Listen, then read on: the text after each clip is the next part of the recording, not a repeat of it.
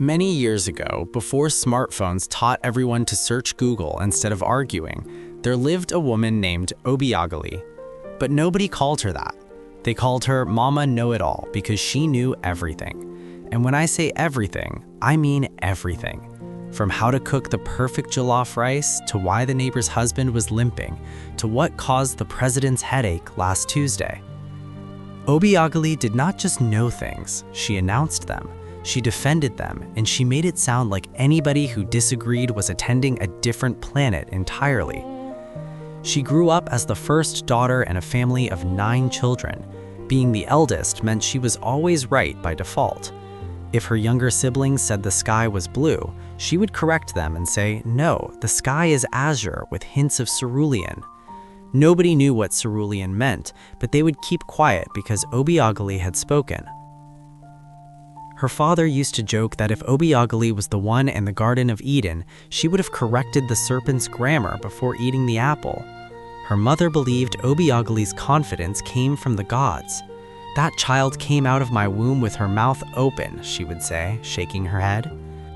So when Obiageli grew up and married Emeka, a quiet accountant who counted numbers and minded his business, people wondered how long the marriage would last. Emeka was the type of man who listened more than he talked.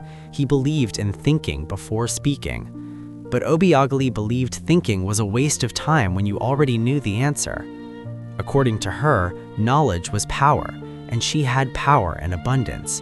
She read newspapers, she watched the news, she listened to radio programs, she scrolled through social media, and from all these sources she extracted wisdom and distributed it freely to anyone within hearing distance.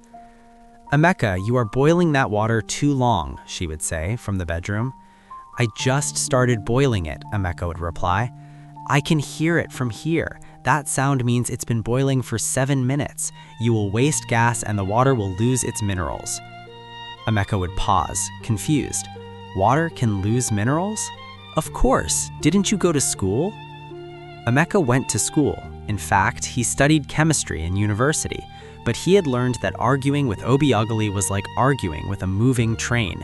You might win the argument, but you will still get hit. As expected, their first year of marriage was very educational. Educational for Emeka, that is. He learned many things. He learned that he had been tying his shoelaces wrong his entire life. He learned that he was pronouncing entrepreneur incorrectly. He learned that his mother's recipe for egusi soup was missing 3 crucial ingredients. Most importantly, he learned that saying, I don't know, was not allowed in their house. One Saturday morning, Emeka's friend Chidi came to visit. They were sitting in the living room watching football when Obiageli entered holding a basket of tomatoes. Chidi, you are looking thin. Are you eating well? She announced. Chidi smiled politely. I am fine, Ma, just busy with work. Let me tell you something. The reason you are losing weight is because you are not eating before 7 p.m. The body needs food before sunset. After sunset, metabolism slows down. That is science. Chidi glanced at Emeka, who was suddenly very interested in the ceiling. But Ma, I usually eat dinner around 8 p.m. and I feel fine. Obiageli laughed. Fine today, sick tomorrow. Mark my words. In 6 months, you will develop gastritis. Then you will remember what I told you. After Chidi left, he sent Emeka a text message. My brother, how do you survive? Emeka replied, I pick my battles and I lose most of them. The problem was not that Obiageli gave advice. The problem was that she gave it with authority and frequency. At weddings, she would tell the caterers how to arrange the food. At funerals, she would tell the pallbearers how to carry the casket properly. At church, she would correct the pastor's pronunciation of Hebrew words. Even the pastor started avoiding her after service. Her friends initially loved her confidence. Obi is so smart, they would say. But slowly, one by one, they started developing sudden headaches whenever she called. Her younger sister stopped visiting. Her mother started saying, I will call you back, and never calling back. But Obiageli didn't notice, or maybe she noticed and didn't care. According to her, people who know the truth are always persecuted. Even Jesus had haters. Emeka was patient, very patient. He learned to say, "Yes, dear," and "You are right," and "I didn't know that," even when his spirit was disagreeing loudly inside his chest. But even patience has limits, and Emeka's limit came on a Tuesday afternoon. They were invited to Emeka's boss's house for dinner. This was important, very important. Emeka's promotion was being considered, and making a good impression was crucial. He begged Obiageli, "Obi, please, tonight just be relaxed. Don't correct anyone. Don't argue. Just smile and nod." Obiageli looked offended. "Emeka, when have I ever embarrassed you?" Emeka had a list, a mental list, but he kept quiet. At dinner, everything started well.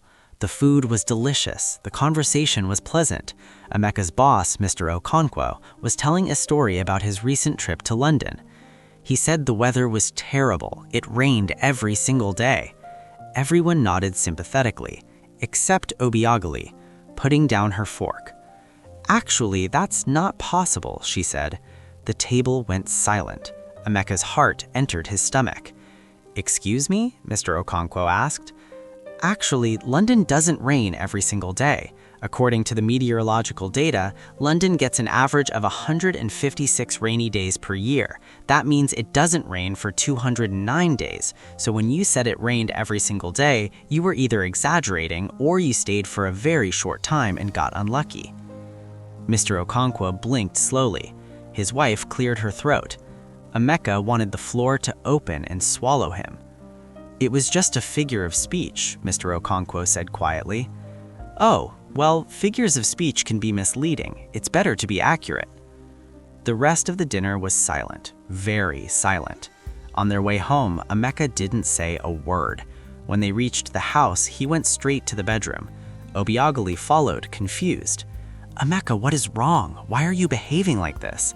He turned around. "Obi, you embarrassed me." "Embarrassed you? How? I was just being factual." "You corrected my boss during dinner in front of guests."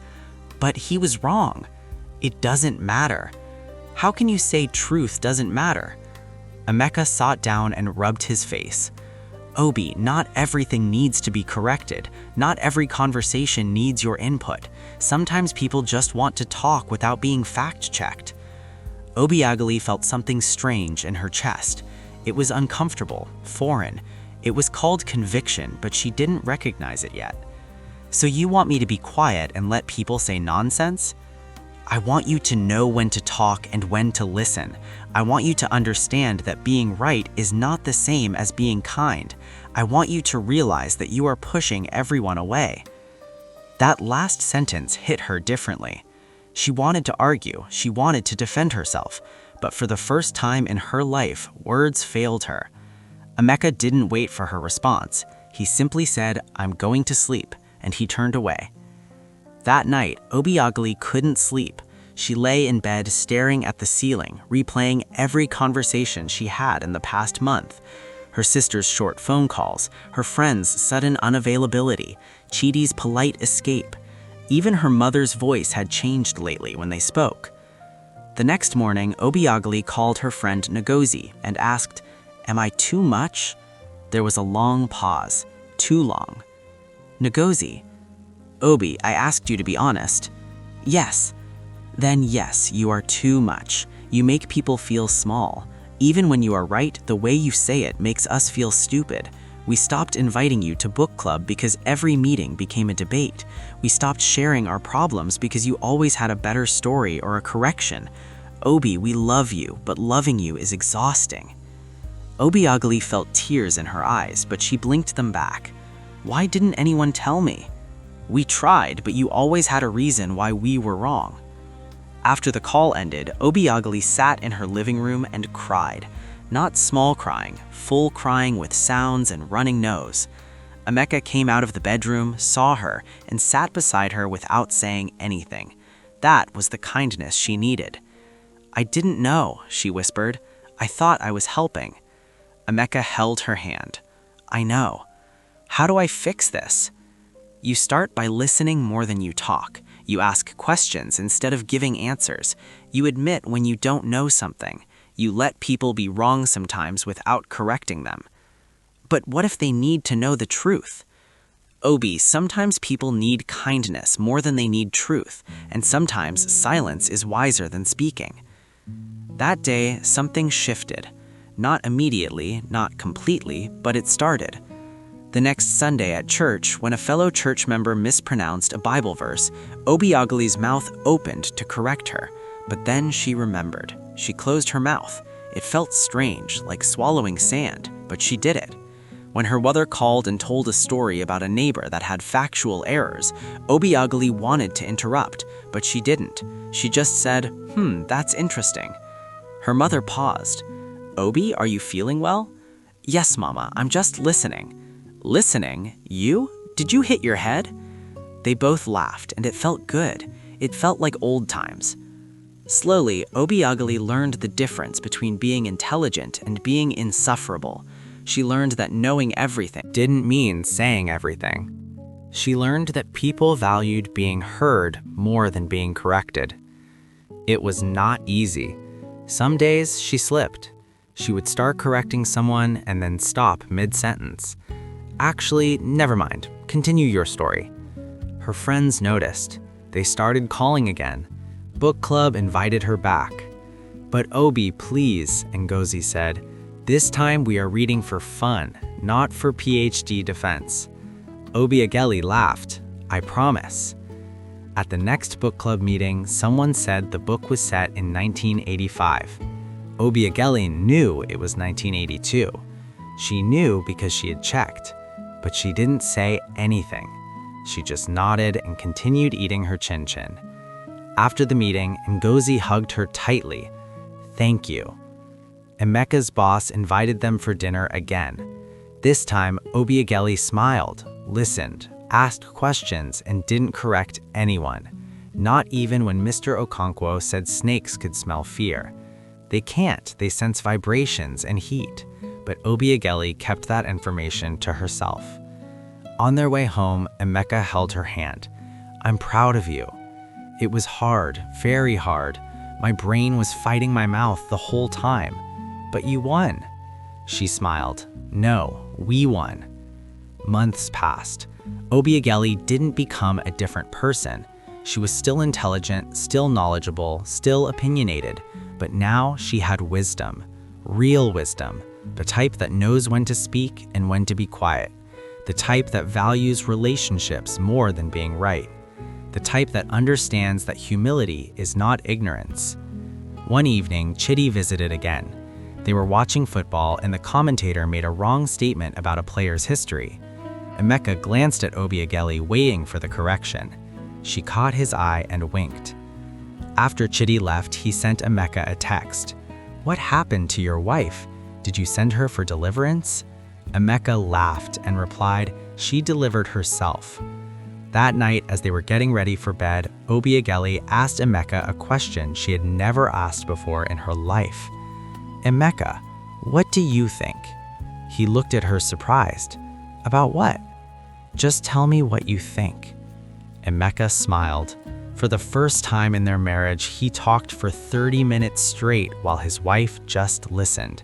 No interruptions, no corrections, no additions. Just pure, complete, beautiful listening. When he finished, Obiageli said, that was nice. Thank you for sharing. You didn't want to add anything? No, I just wanted to hear you. That night, Emeka realized something important. His wife hadn't lost her voice. She had found her ears. And sometimes ears are more powerful than mouths. Obiageli learned that knowing everything is lonely, but being teachable is community. She learned that silence is not empty, it's full of understanding. She learned that the smartest thing she ever did was admitting she didn't have to be the smartest person in every room. Years later, young women would ask her for advice. Mama Obi, how did you become so wise? And she would smile and say, I embarrassed myself first, then I learned to shut up. And they would laugh, but they would also learn. Because the truth is simple. Intelligence without humility is noise. Knowledge without kindness is burden. And talking without listening is just shouting into empty space. Obiageli didn't know everything anymore, but she knew the most important thing, that love speaks quietly, and wisdom listens loud.